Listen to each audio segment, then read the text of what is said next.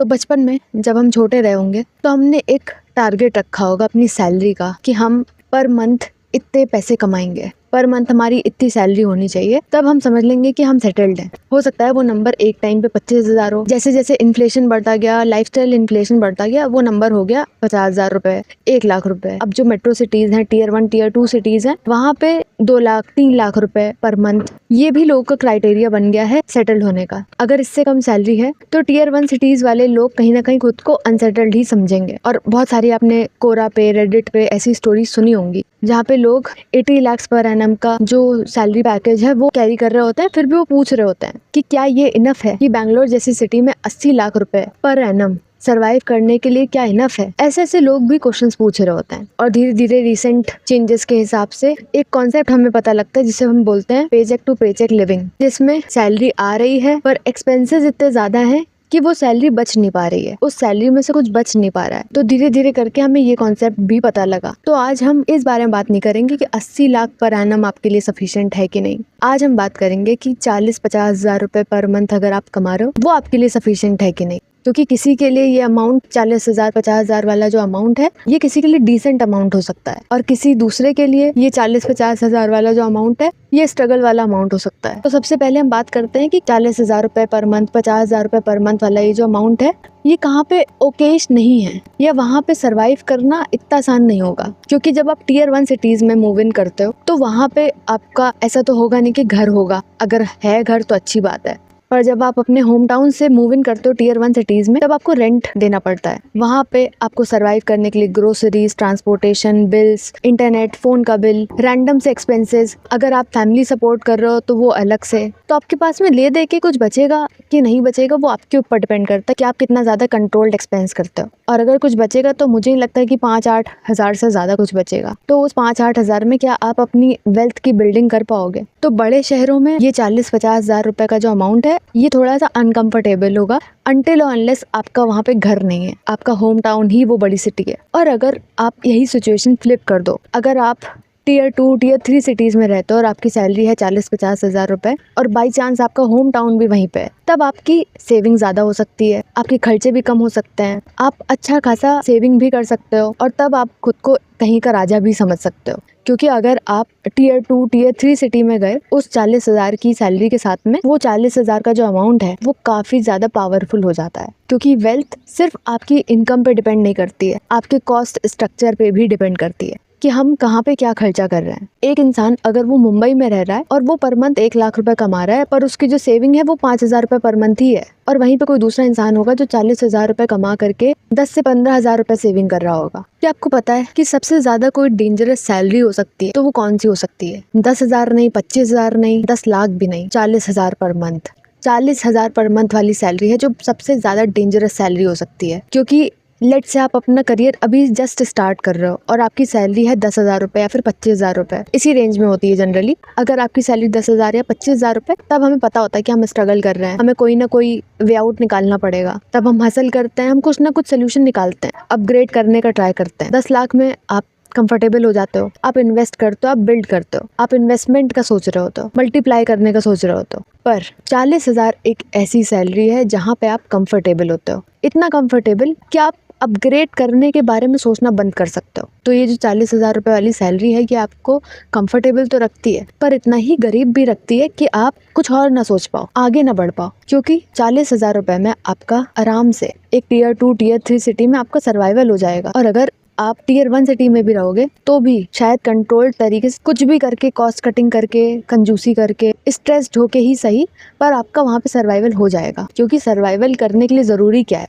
Rent भरना, groceries आना, transportation, internet, TV, mobile और मिसलेनियस जो एक्सपेंसेस होते हैं वो। और वर्स्ट पार्ट ये अमाउंट नहीं है, क्योंकि 40,000 एक डिसेंट अमाउंट हो सकता है टियर 2 टियर 3 सिटी में सर्वाइव करने के लिए। एक एवरेज डिग्री होल्डर के लिए ये 40,000 रुपए बहुत बड़ा अमाउंट हो सकता है, पर होता है, लोग सर्वाइव करते हैं, लोग अच्छे से सेविंग करते हैं। पर वर्स्ट पार्ट ये 40,000 का अमाउंट नहीं है, वर्स्ट पार्ट है जो ये 40,000 का अमाउंट हमारे दिमाग के साथ में करता है। क्योंकि हमारे दिमाग को लगने लगता है कि we have made it in life, कमा तो रहे ही है, सैलरी तो आ ही रही है, हम एटलीस्ट माइंडसेट में चले जाते हैं, एटलीस्ट हम किसी पे डिपेंडेंट तो नहीं है, एटलीस्ट हम कमा तो रहे हैं, एटलीस्ट हम अपने बिल्स तो पे कर रहे हैं, एटलीस्ट रिलेटिव्स या आसपास के लोगों को ये तो लग रहा है कि हम अच्छा कर रहे हैं लाइफ में। और जब हम इस एटलीस्ट माइंडसेट में चले जाते हैं तब हम अपग्रेड करना बंद कर देते हैं, अप स्किलिंग करना बंद कर देते हैं, हम खुद अपनी रिस्क टेकिंग एबिलिटी को खत्म कर देते हैं, क्योंकि एक डर घर कर जाता है हमारे अंदर कि ये जो 40,000 वाली जो जॉब है ये चली गई तो क्या होगा। वो 40,000 वाली नौकरी खोने का डर ज्यादा बड़ा हो जाता है, 1 लाख कमाने के एक्साइटमेंट से ज्यादा बड़ा हो जाता है, क्योंकि वो 40,000 रुपए वाली नौकरी खोने का जो डर है वो 1 लाख रुपए वाली नौकरी का जो एक्साइटमेंट है उससे बड़ा हो जाता है। और इसी डर के चलते जब हमें रिस्क लेना चाहिए था, डिफरेंट चीजें एक्सप्लोर करनी चाहिए थी, उसी एज पे आके हम रिस्क एवर्स बन जाते हैं। क्योंकि 25 से लेकर के 35 ही एक ऐसी एज होती है जहाँ मुझे लगता है कि हम डिफरेंट बेट्स ले सकते हैं अपने ऊपर, डिफरेंट चीजें एक्सप्लोर कर सकते हैं। अगर फेल भी हुए तो उसका शायद ज्यादा इतना इम्पैक्ट नहीं पड़ेगा। और ये 40,000 रुपए वाली सैलरी हमें मजबूर कर देती है कि हम सेफ प्ले करें, ज्यादा इधर उधर का ना सोचें, क्योंकि ये 40-50 हज़ार वाली सैलरी हमें कंफर्टेबल बना चुकी होती है। बट वेट, 40,000 रुपए वाली जो सैलरी है इंडिया में एक ओकेश और डिसेंट सैलरी में काउंट की जाएगी, डिपेंडिंग ऑन द सिटी। अगर आप टियर 2 टियर 3 सिटी में रह रहे हो तो 40,000 वाली जो सैलरी है एक डिसेंट सैलरी मानी जाएगी। ये 40-50 हज़ार वाली सैलरी तभी डिसेंट कैटेगरी में आएगी if we are not stupid about it, क्योंकि जिसे हैंडल करना नहीं आता है तो वो 80 लाख पर एनम वाली सैलरी भी नहीं हैंडल कर पाएगा, और जिसे हैंडल करना आता है वो 40,000 50,000 वाली सैलरी में भी अच्छे से सर्वाइवल कर लेगा। और लोग टियर 2 टियर 3 सिटी में करते हैं सर्वाइव इसी 40-50 हज़ार की सैलरी में। तो प्रॉब्लम सैलरी नहीं हो सकती है, प्रॉब्लम हो सकती है कि कहाँ आप रहते हो, कहाँ हम रहते हैं, कहाँ हम खर्च करते हैं, और जो बाकी बचा उससे हम क्या करते हैं। तो अगर आपको कभी भी असेस करना हो खुद को कि आपके लिए ये 40-50 हज़ार वाली जो सैलरी है ये सफिशिएंट है कि नहीं है, तो मुझे लगता है उसके लिए 2-3 फैक्टर्स होते हैं जहाँ पे हमें अपने आप को असेस करना चाहिए। पहली जो चीज़ है, जो शायद मेरे हिसाब से बहुत बड़ी चीज़ है, कि आपने कौन सी पढ़ाई करी है, आपकी पढ़ाई में कितने पैसे खर्च हुए हैं। अगर आपकी पढ़ाई के हिसाब से आपकी सैलरी ROI निकाल पा रही है तब वो ओकेश और डिसेंट सैलरी में काउंट होगी।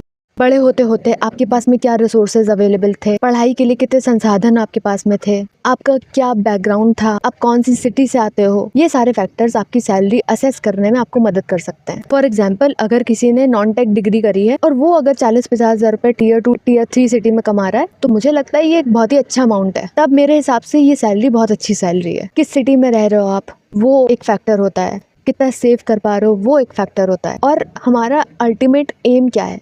क्या हमें सिर्फ सरवाइव ही करना है कि सैलरी आ रही है और खर्चे चले ही जा रहे हैं, क्या ये एम है या सरप्लस का एम है। उस हिसाब से आप अपनी सैलरी को असेस कर सकते हो और अपग्रेड करने के आगे स्टेप्स ले सकते हो। और हमारी कितनी भी सैलरी हो उसका असेसमेंट हम इस बेसिस पे भी कर सकते हैं कि सबसे पहले हम ये डिसाइड करें कि हम सिर्फ सरवाइव कर रहे हैं या उसमें जी भी रहे हैं, क्योंकि सरवाइव करने में और जीने में, इन दोनों में बहुत ज़्यादा फ़र्क होता है, बहुत बड़ा फ़र्क होता है। और आपकी खुद की सैलरी असेसमेंट करने के बाद में अगर आपको एंड में ऐसा लग रहा है कि आप जी तो रहे नहीं हो, आप सिर्फ सर्वाइव कर रहे हो, तो वहीं पे ये 40-50 हज़ार वाली जो सैलरी है ये आपके लिए एक ट्रैप बन जाती है। इसलिए नहीं क्योंकि ये नंबर बहुत छोटा है, इसलिए क्योंकि ये इतना बड़ा नंबर है जो आपको कंफर्टेबल रखेगा, आराम से आपके खर्चे चला देगा, कंफर्टेबली आपके खर्चे चला देगा, पर एंड में आपके पास में कुछ बचेगा नहीं। मे भी हम 1-2 बार बाहर खाने भी जा सकते हैं, पर एंड में कुछ नहीं बचेगा। और ये इतना छोटा नंबर है कि ये कभी हमें फ्री नहीं होने देगा, फाइनेंशियली फ्री तो नहीं होने देगा, क्योंकि ये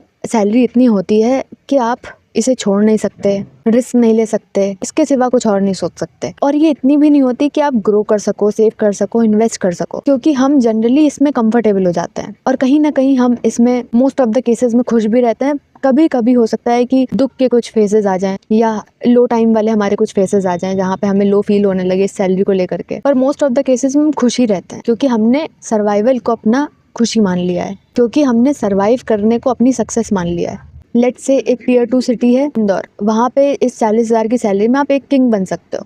वहाँ ये बहुत बड़ा नंबर है, पर city such as Bengaluru, Mumbai, Pune, वहाँ ये अमाउंट बहुत छोटा है। वहाँ आप इस अमाउंट के साथ में अपने आप को बेगिंग मोड में ही कंसिडर कर सकते हो। लेट्स से हम रहते हैं 40,000 50,000 की सैलरी में मुंबई में, वहाँ पे 1 BHK भी अफोर्ड करना मुश्किल होगा इस सैलरी में। लोकल ट्रेन में जाना पड़ेगा, वो भी खड़े होके, और कुछ ऑल्टरनेटिव डब्बे वाला खाना जो होता है वो शायद खाना पड़ेगा। पर टियर 2 सिटी में अगर आप रहते हो 40,000 50,000 वाली सैलरी में, तो वहाँ पे आप आराम से 2 BHK का तो सेट ले ही सकते हो रेंट पे ऑब्वियसली। और टियर 3 सिटी में चले जाओगे तो और भी कम खर्चे होंगे, तो salary is equals to cost of living. तो इंदौर, जयपुर जैसी सिटीज़ में एक 40,000 रुपये कमाने वाला इंसान फिनेंशियली फ्री हो सकता है, पर मुंबई जैसी सिटी में अगर कोई इंसान 70,000 रुपये, 1 लाख रुपये कमा रहा है, एक 40,000 वाला इंसान इंदौर जैसी सिटी में ज़्यादा फिनेंशियली फ्री है 70,000 वाले मुंबई वाले इंसान से। तो आपकी परचेजिंग पावर मैटर करती है, लोकेशन मैटर करती है और लाइफस्टाइल मैटर करता है। तो सोल्यूशन इसमें यही हो सकता है कि आप सबसे पहले अपना लाइफस्टाइल डिसाइड करो, अपनी सिटी डिसाइड करो, सैलरी डिसाइड करो। एक चीज़ चूज़ करनी पड़ेगी, सिटी या फिर सैलरी। तो अगर मेट्रो सिटी में हम रहते हैं और हमारी सैलरी 40,000 रुपये पर मंथ है, तो ये सैलरी डबल करने का ट्राई करो 1-1.5 साल के अंदर। जो नेक्स्ट स्टेप हमें लेना पड़ेगा वो होगा कि हम अपने आप को इररिप्लेसेबल बनाएं, स्किल्स में, टैलेंट में, हार्डवर्क में, स्मार्ट वर्क में इररिप्लेसेबल बनाएं। इस सोल्यूशन का नेक्स्ट स्टेप हो सकता है कि सेकेंडरी इनकम स्टार्ट करो, may be freelancing, content creation, reselling, teaching. शुरुआत में इन सारे प्लेटफॉर्म से आपकी इनकम कम ही होगी, मे बी 3,000, 5,000, 10,000 इतनी होगी, पर धीरे धीरे करके जब ये इनकम आपकी इंक्रीज़ होगी तो आपकी प्राइमरी इनकम से भी ज़्यादा होगी। तो 40,000 की ये जो सैलरी है, ये गुड है या बैड है? इसका आंसर क्या है? इसका आंसर है ना ये गुड है ना ये बैड है, ये सिर्फ एक स्टार्टिंग पॉइंट हो सकता है। प्रॉब्लम तब होती है जब ये स्टार्टिंग पॉइंट हमारे लिए एंडिंग पॉइंट भी बन जाता है।